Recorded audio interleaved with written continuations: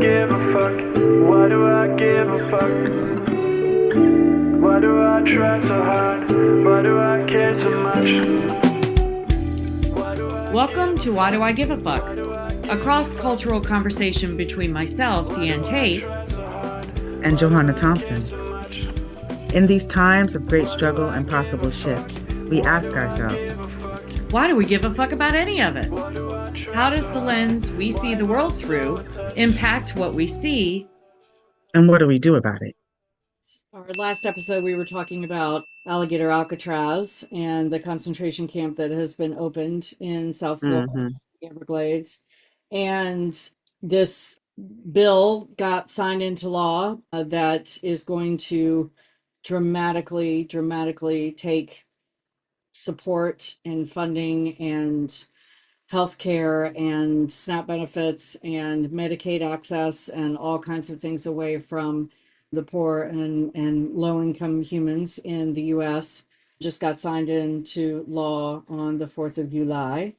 And one of the statistics, I guess, of some of the monies that this new bill is wanting to distribute is to ICE, because we've been talking a lot about ICE and how they're disappearing people, and with this new concentration in Florida that can hold up to 5,000 humans and will probably be holding a lot more. I just jotted down some of the money that this new bill is going to distribute to ICE. So it is broken down by 45 billion for detention centers. So more of these concentration camps will be popping up around the country. 45 billion to those, 29.9 billion to hire and support ICE agents.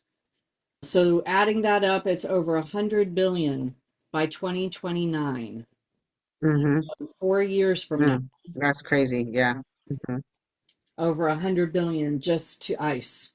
And that has come out of the funding for access to Medicaid, for access to SNAP benefits, all of our social safety nets, everything that people need to support themselves and to support their children. And it includes taking money away from public schools and taking money away from, just all of our public resources and privatizing things so that then again we go back into the system of slavery. Like, I want to help people start to relook at like what slavery looked like in the founding and erection of the United States. And I also want to talk about, when we're talking about welfare, so food stamps, SNAPs, Medicaid, and all of that kind of stuff, the demographic of humans in the United States who get that, the largest number are children, our elderly, and our people who are have disabilities.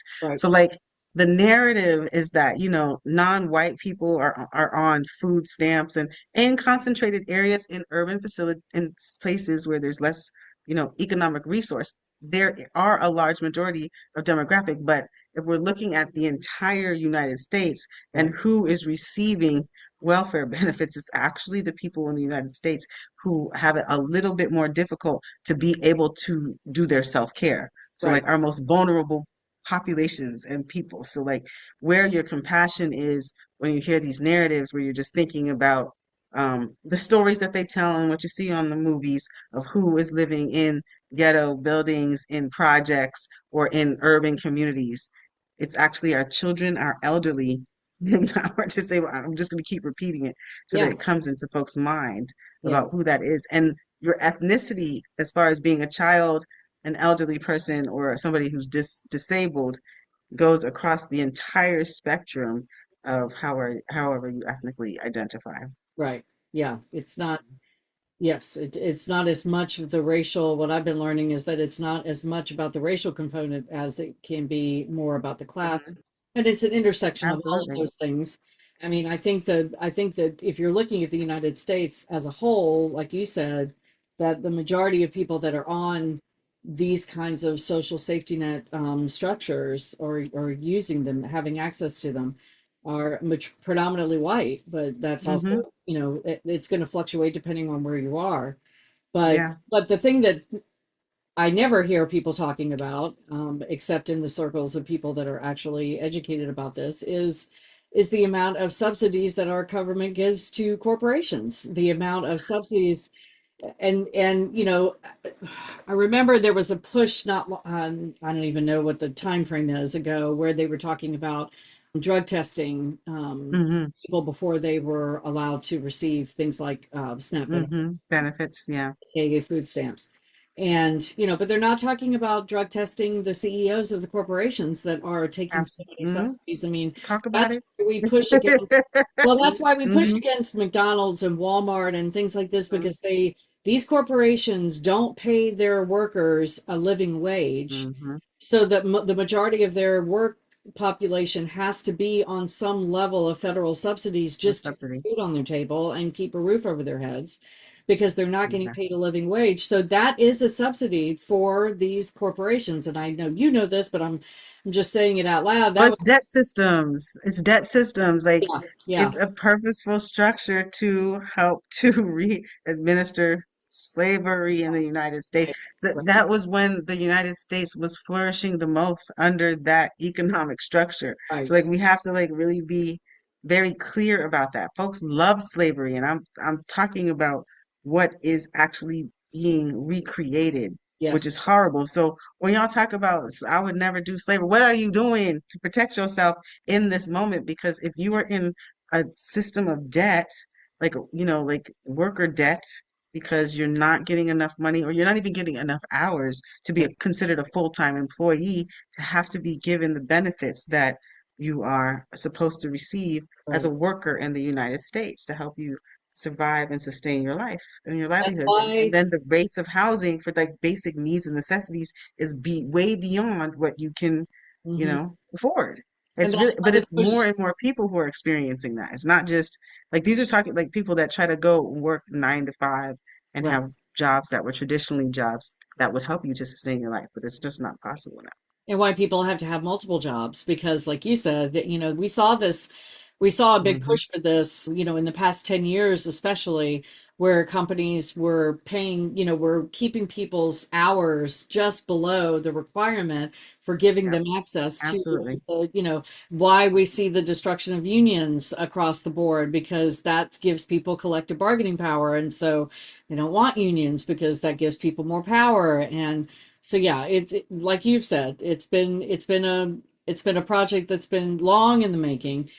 And Mhm. anytime you hear anyone that wears a red hat or doesn't wear a red hat that says "Make America Great Again," that's their great. That's their definition Hmm. of great is to go back to. It's not only the red hats. I'm just gonna say it now. No, it's not just the red I'm hats. Right, right, gonna right. say there's a whole lot of hats, green hats, blue hats, and a whole lot of hats that are really happy with being able to be in a position of power and to get the resources to continue to maintain that position. Yeah, yeah.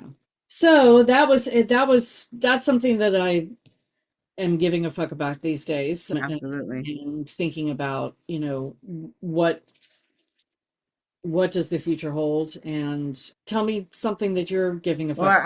I mean, I would just say, I mean, I can talk about what our media, as all of this is going on, as, well, you were going to talk a little bit more about the big, beautiful bill Mm, and the benefits to billionaires. And as all of these legislative practices are going forth, my algorithm has a whole lot talking about Sean P. Diddy Combs getting out of most of what it. is it? All, Yeah, well, yeah, fine being what he was arrested and has yeah, been jailed for a period of time. yeah. And so it's really interesting to see like where the focus is where on the impact and effect of your life from like these legislative moves with these big beautiful bills and erecting more over surveillance in our communities, and folks are talking about Diddy. Sean Puffy Combe. But I do think I am appreciative of the narrative that is highlighting the fact that there is a difference within our legal system with whether or not you have money and resources to get past whatever you've been arrested for. That's real. And hmm And and then how people go through our system of justice in the United States, where you would take a plea bargain even if you haven't done the thing that you've been accused of doing Hmm. because of racism, that you will believe that you will be then sentenced to life in prison. And then life in prison, especially because they're doing convict leasing and all of that, is yet just another Form of mechanism slavery. for a Right. system of slavery. Yeah, yeah. So, like in it's there's every every place you look, you're going into college, you're going to be paying $80,000 a year and upwards, Mhm. which then if you don't have that resource to be able to pay, you are in debt and a slave in Sure. some way, shape or form to like get that paid back if you have to take out loans, if you get Mhm. arrested and you're, incarcerated in some type of way and you're in the jail system, if you're just a worker who's not able to meet their needs Right. 9 to 5. So it's like really changing into a state of, I mean, the 4th of July is, you know, Yeah. it's a revolution. So it's happening, it's real, it's present. What are And your, there's I'd be curious if you want to share your, if you have a take on Sean Combs and the circumstances that have led him to where he is, and just the results of the case being brought forward, and what do well, you the results of the case, I mean, what I experienced in the history of the United States is that when men transgress women, and not just the United States, but across the globe, when men transgress women, they are not really held accountable for it. So yeah. that is it. I also heard some information. I didn't do any deep dive, but in Florida or California, in California, you have a year to press charges on domestic violence. And so, like, there's some, like, kind of like legal loopholes that were occurring in the way that he was convicted. And what I focus more on is kind of what I was bringing up before is that what happens for a person who has a lot of resources Hmm. to be able to kind of slide through our justice system, which is supposed to be a justice system that is equal for all person, excuse me, regardless of whether or not you have any type of economic resource. So I think about that. I think about the injustices, and I also, there's a realistic part of me that's like, if we're looking at it in regards to resources, he's a black man who is able to use his resources and get out of the system in the same way that I've seen benefit white identified humans. And Program. so it's like, all right, well, at least we're seeing some closer equality in that because of capital and resource. And I just think about the reality of that. Like I think about, Yeah. Donald Trump being able to get off on all of the atrocities that he's been doing and all of the numerous other people who have gotten off on all of the atrocities. But, you know, and then, just as a reminder that gender is real. So like when they are not allowing folks to express their genders and taking it back to a binary, how set up the system is for male identified people Hmm. to be safe and okay and protected. And that's something that bothers me deeply in my soul. Yeah.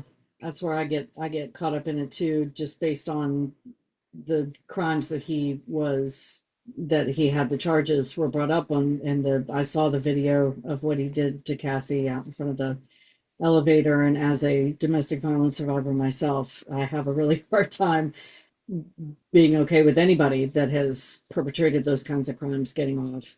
But I also understand the sense of some level of justice and maybe I know it's hard to use that word, but I get what you mean. yeah, yeah, Yeah. not justice in a black man being able to walk away Hmm. from charges, which Hmm. you hardly ever see. And Hmm. so yeah, I get conflicted about that. And when we're looking at our judicial system, especially for people who are outside of the United States system, where he's out of being locked up, but he has to be sentenced. And all of these people that do some major big thing that we hear about, and then we hear that they get out, there is a sentencing that happens and some time that has to be done. But Yeah. what we do see with people like with resources of capital is that their sentencing will be like time served, and Mhm. now you have to like do, some probation, some type of light probation Yeah. or community service or something like that. So there is going to be a sentencing, and then for the things that he was found guilty of, they're going to do some equating of accountability on those verdicts. Right. Yeah.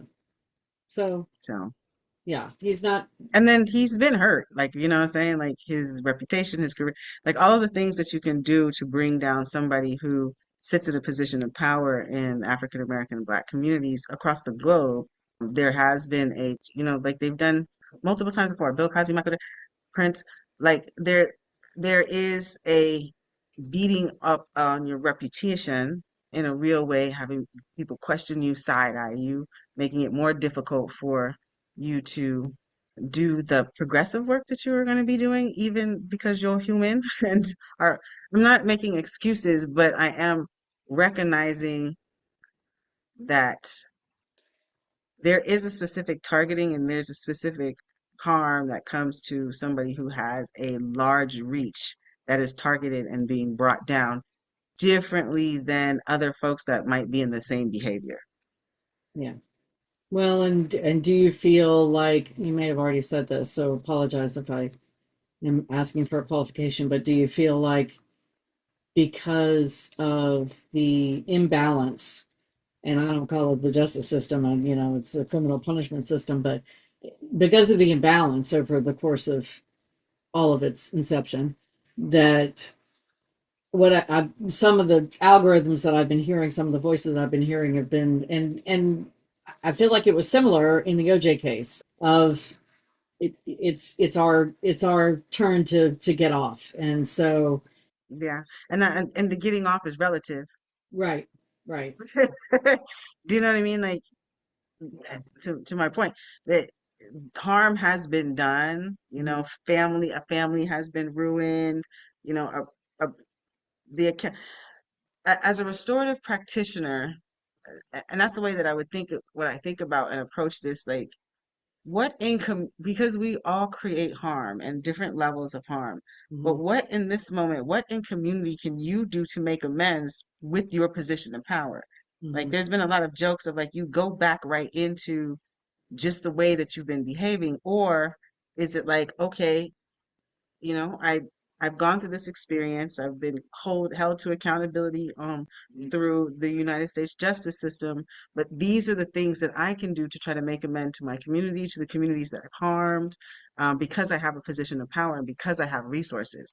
And so like that's the thing that I focus on. Okay, you've gone through this process, but like what are you as an individual gonna think about, like who have I harmed, what happened, and how in this moment do I go forward and use my resources to do good or to help? Because that's what we need to be focusing on, not how punished a person is being, but yeah, like how can we hold them accountable to be better to community because you have the resources to be. right.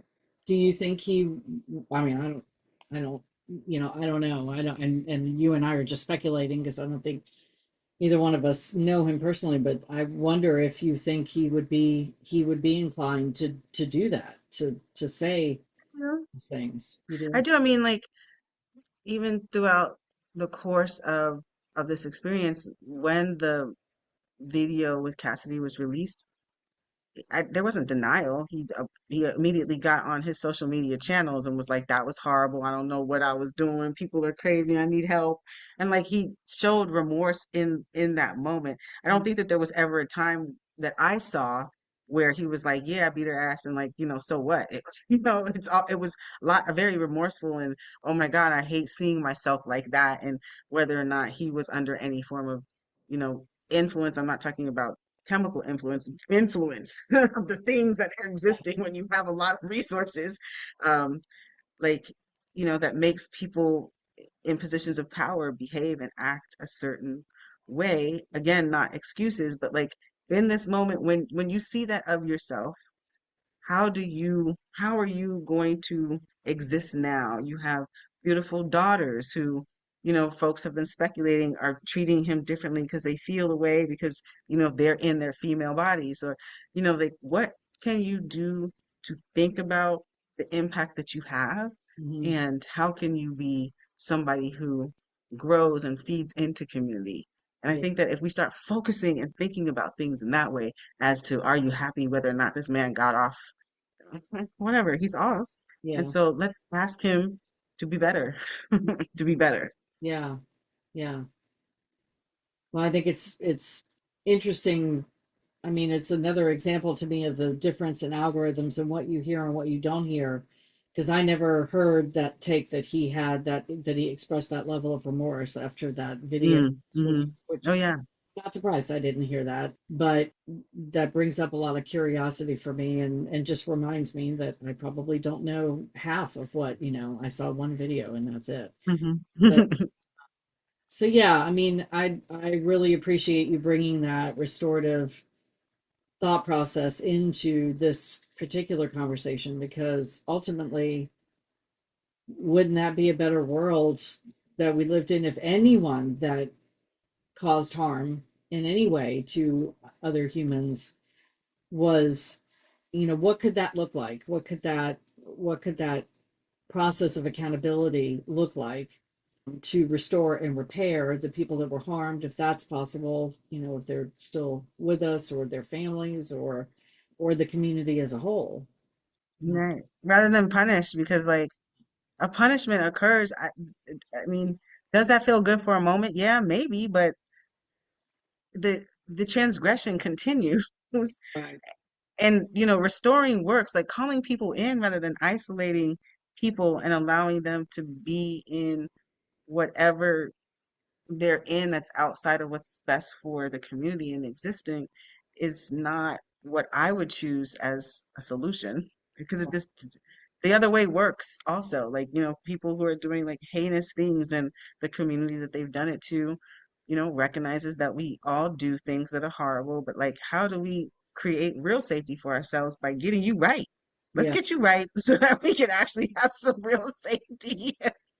We don't want you just out there, being beat, because that just makes you more crazy. And we have a lot of ticking time bomb. Big Daddy, the United States is a ticking time bomb for like the privilege that he's existed in. I will always repeat and always say that privilege is harmful too to someone's psyche, like Yeah. in of existence, and recognizing your impact on people, and like it's It's not very healthy. It's not difficult. healthy. Hitler, it's not healthy. Like all Yeah. of like the most evil, horrible humans out. It's not healthy for your existence, and you live in a psychosis that's just um sad. Yeah. Yeah. And causes harm that is, I mean, I really resonate with what you just said, and I think about, some of the most unhappy people have got the most privilege and access to resources, and because we all hear the thing, money doesn't buy happiness, and it's not necessarily about money. Money can make things, more accessible and have more access to things, but ultimately privilege is a sickness.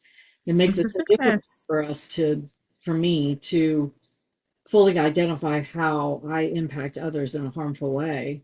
I have to work at it all the time, every day, and even then I screw up.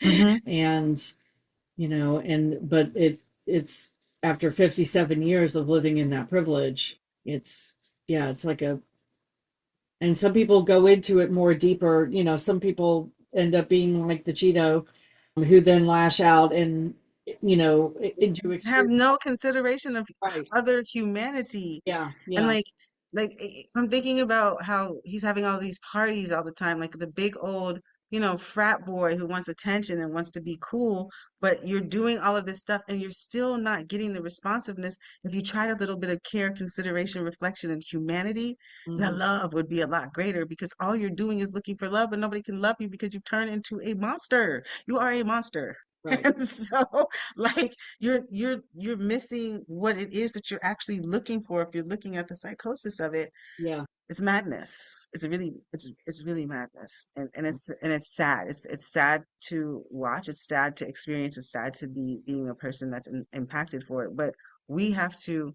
Oh, it was wonderful. I learned this new thought process on decolonization, the difference between decolonization and decoloniality. And Ooh, so, yeah, I know, well, I've never heard that term before. Got a new some, term. this is not me. Some African sister was breaking it down from Okay. Africa, doing her African studies, but I was like, yes, yes, tell me about it. So, like decolonization, right, is like undoing the colonization, like undoing. But decoloniality is when you go into your cultural rooted understanding and then be able to shift that. So an example of that is just in this conversation we were talking about Puffy, pre Diddy Combs and his thing. It's just like decoloniality is saying, okay, this person has gone through this punishment system. How do we call him in and think about him as how do we get him to be a better person with the resources that he has? Whereas, a normal US citizen and the actual conversation that's happening on the narrative on our social media and all of our news stations is should he be punished? Should he be, persecuted? And it's like, why? What is that going to help? What Yeah. is that actually going to do to evolve humanity? It's not going to do anything. So, like, let's shift our understanding and thought process and be like, all right, he went through that. Hey, now let's get him to be better, do better. And we all need to support him in what that looks like, holding him accountable. If you go to one of his freak offs, check to make sure there's no babies that are being harmed. Yeah. Like, you know what I mean? Let's be better. Let's do Yeah. better. Yeah. Because we can, and that's not hard. And actually, if it feels better, it's more healthy for your existence. I think a lot of people would have a hard time. I mean, I'm struggling just to myself thinking about like if we were to extend that to the Cheeto. I Mm, mean, he was not held accountable really for, I mean, he was convicted duly, of mhm. 30, more than 30 counts of felony counts and still got elected president and has not been held accountable for anything. And here I am, I'm trying to be an abolitionist. I don't believe in the criminal punishment system. I don't want that to exist. And yet I'm Yeah. like struggling with the idea that we could in the world that you're speaking into, uh, Mhm. call somebody that horrible in to say, how could you be a better person? I'm And how struggling. can we all hold you account? How can you all hold you together to be accountable? And I'm glad that you brought that up because it's not to say that when you're thinking about being in a restorative that you're not going to have human emotions of revenge Yeah. and all of the things that we are cultured in, right? But within the process, even when it is the person who has done like the most heinous thing, has murdered or killed your child in a horrible way, right? The part of the process is the person who has committed the harm to be able to sit in their own accountability of acknowledging what happened. Hmm. And that reflective process is when somebody who's doing something horrible, that's what we're seeking and looking for, right? Hmm. That you can recognize the horror of your ways and then you can participate in the process of saying how you are going to do better to make amends. That's the restoration, Yeah. right? So it's for him to be able to like imagine this man, Big Daddy, to sit there and say, yo, you know what? I'm being like really inhumane. Hmm. These decisions I've made are crazy and harmful to these people, and it's harmful to these people in this way. And oh my God, I recognize the impact of what I've done over here to this people, and I recognize the history of the United States and violating this person. That is this is like this. What have I been doing? Oh my gosh, I've been like under a spell. I cannot believe I've been under the spell.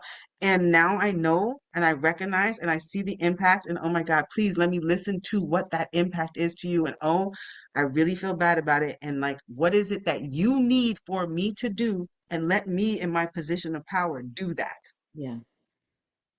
Like, yes, thank you. Like, that's what I would want from this man. If we could go through this process, that's what I would want from him because that has a better outcome And for I think, everyone. and I think I know the answer to this, but I want to ask for anybody out there listening that might be thinking the same thing I'm thinking is do we create the environment with which, like, what comes first, the chicken or the egg? Like, do we Mm, create the restorative justice model or transformative justice model in our systems and then hope that people, I mean, I'm answering my own mm. questions, I'm saying it out loud. It's like, but it feels to me like there is no pit deep enough for a man like that, and yet I hear what you're saying, and it's like, I almost want him, I want somebody that's as heinous as he is to show that they're capable of doing that before I even give him the option, which, Ah, voila. you know what I mean? Which is Well, not, it I know depends. it's not, that's, I as I'm would, saying it out loud, that sounds violent, but it's like, I don't know.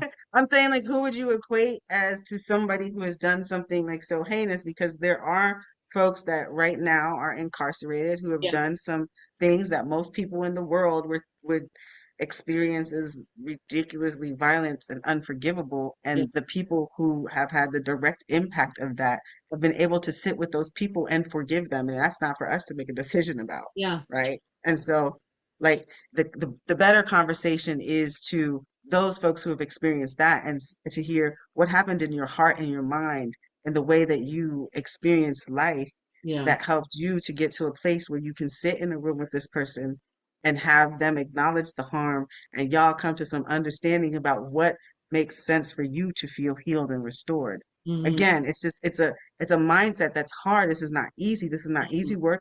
And you can't force anybody into that situation. Everybody has to be ready to be vulnerable and I think, having a significant amount of strength to really face yourself in the mirror because it's very hard for all of us to do when we've created harm. And that to me is the point. The point of the process and what I've witnessed to have worked.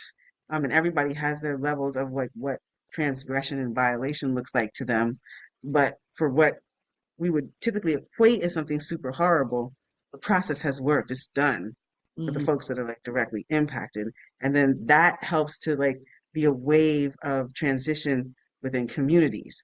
But Hmm. it takes a lot for all of us to get to that place because we are conditioned for punishment is the thing. Somebody hurt somebody, go and take them out. And like lots of communities, I mean, we see that in communities where there's, a large population of guns, somebody takes out somebody's cousin and then you take out their cousin, a very eye for an eye, existence. But it's up to us because we know better and we know that there's other ways to try to merge that into the way that we think of how we deal with folks.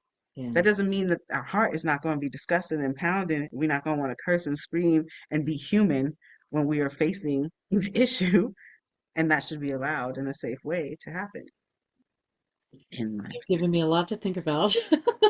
opinion. It's a very ooh ooh la la lovey lovey, but it's not because it's really one of the most difficult things to actually be accountable for what you've done. Like that, like if sit in it and just think about your own personal experiences when you know you've done something wrong to somebody, to like really sit there and say, I did this thing to you and I know I did, and I am acknowledging how I hurt you in the different ways, and I might not know all of the ways. And you can sit here and tell me all of the ways right now. Like that's a hard thing to do, Yeah, and and people don't want to. yeah, and I'm just getting more aware of that our society, I mean, I knew this like peripherally, but on a deeper level, I'm really getting that our society is just not, we don't know how to hold each other accountable, how to hold ourselves Really. accountable, how to, we don't have, we hardly have any systems in place that do that on the regular. So I'm, Mhm. I'm, I'm imagining that that's why this is all feels so, oh my God, that I can't even imagine. I'm thinking about it with myself and my own transgressor, my Mhm. father. I gave him an opportunity to own his behavior, and he chose to walk out of my life. Right. And Exactly. and so, I what would I do? He's approaching, he just had a birthday. He's 89 years old, and Hmm. he has never owned, Acknowledge. it's never acknowledged, never validated, never said you're right, and I'm just curious about, I know that he's getting close to the end of his life, and would he would he ever want to sit down and have that Hmm. conversation with me, and would I be able to sit through it if we did, and That's real. It's literally harder than taking a sentence, getting a whip in, maybe, I mean, death is death, but like it's really one of the most difficult things that folks can do. So when everyone's thinking about, oh, it's so la la, like folks don't want to participate in being really truly accountable.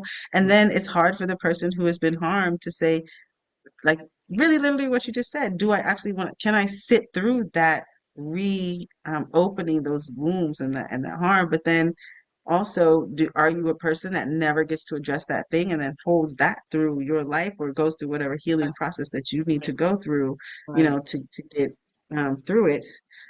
Um, yeah, it's, you know, human connection and relations is a very intricate dynamic. And all of the possibilities of how we can interrelate with each other should be considered on the table, for what your capacity is. And that's why I do love restorative practice, because it allows for people to sit in whatever capacity they can sit in. And because it has to be consent from all Right. of the parties and all of the support parties and the community in general. And it takes a minute to get there, but the labor of getting there typically has pretty good outcomes. And this is not immediate after like one moment, but it's like, Right. okay, we're deciding to engage in a process.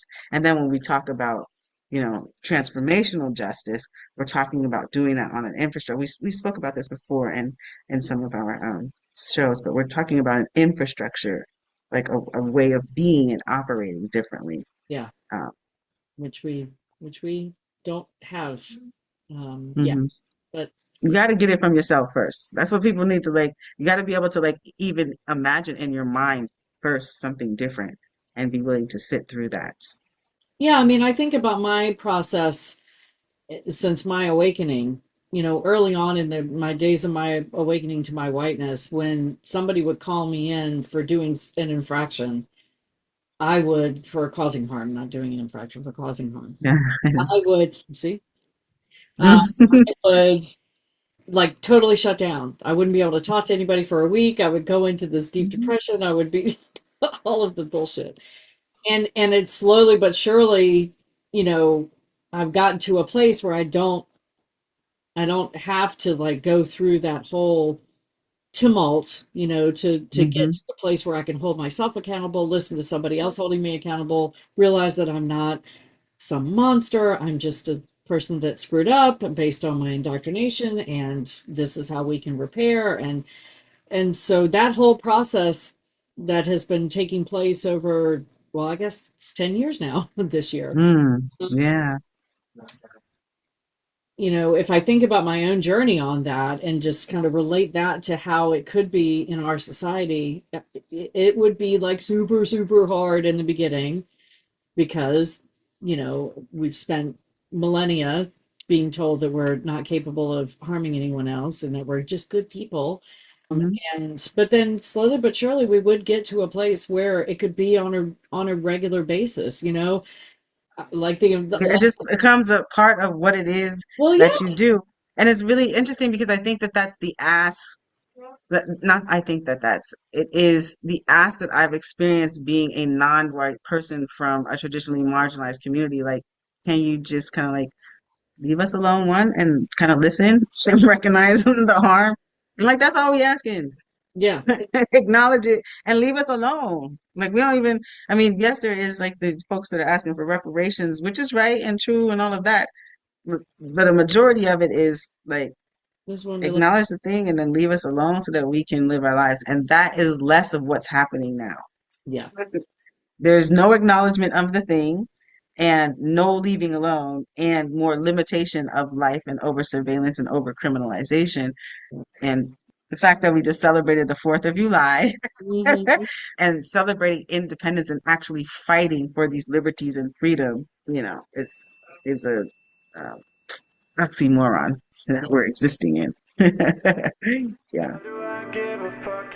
Why do Thanks I for give joining a us. fuck? Until next time, Why as you do I move try throughout so your day, hard? Why am I continue to so ask yourself, attached? Why do I give a fuck? Is produced in collaboration with Johanna and Deanne. Music by Norwegian musician Water. See you next time.